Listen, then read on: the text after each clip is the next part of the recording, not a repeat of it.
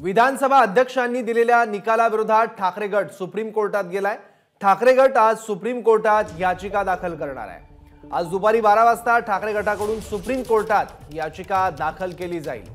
पात्रते अपात्रते संदर्भातला जो निकाल विधानसभा अध्यक्षांनी दिला होता त्या संदर्भातली याचिका। आणखी माहिती घेऊ आपले प्रतिनिधी वेदांत नेपकडून। वेदांत, सौरभ, ज्या प्रकारे शिवसेना ठाकरे गटाचा प्लॅन बी होता, म्हणजे जर निकाल आपल्या बाजूने आला किंवा विरोध आला तर एक प्रकारे प्लॅन बी तयार करण्यात आला होता आणि त्यानुसार आता शिवसेना ठाकरे गट हा सर्वोच्च न्यायालयात याचिका दाखल करणार आहेत। विधानसभा अध्यक्षांनी जो निर्णय दिला ज्यामध्ये एकनाथ शिंदेची शिवसेना आहे त्यासोबतच जे आमदार एकनाथ शिंदेसोबत आहेत ते पात्र आहेत अशा प्रकारचा निर्णय त्यांनी दिला।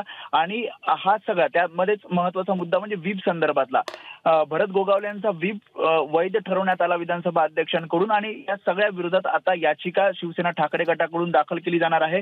त्यांचं असं म्हणणं आहे की अध्यक्षांनी जो निकाल दिला आहे तो सुप्रीम कोर्टाचा एक प्रकारे अवमान आहे आणि त्यामुळे जे महत्त्वाचे मुद्दे आहेत म्हणजे एक तर निवडणूक आयोगाकडे जी शिवसेना घटनेची प्रत जी 2018ची होती ती मिळाली नाही किंवा मग व्हीपचा म्हणजे भरत गोगावले यांच्या व्हीपचा मुद्दा असेल, असे अनेक मुद्दे या सगळ्या याचिकेमध्ये दाखल केल्यानंतर सुनावणीमध्ये समोर येतील। त्यामुळे आज दुपारी 12च्या दरम्यान ही याचिका दाखल केली जाईल आणि आता ही सुनावणी म्हणजे एकीकडे निवडणूक आयोगाच्या निर्णयाविरोधातली सुनावणी सुरू आहे तर दुसरीकडे ही याचिका दाखल केल्यानंतर विधानसभा अध्यक्षांच्या निर्णयाविरोधातली सुद्धा सुनावणी ही आता सर्वोच्च न्यायालयात सुरू राहणार आहे।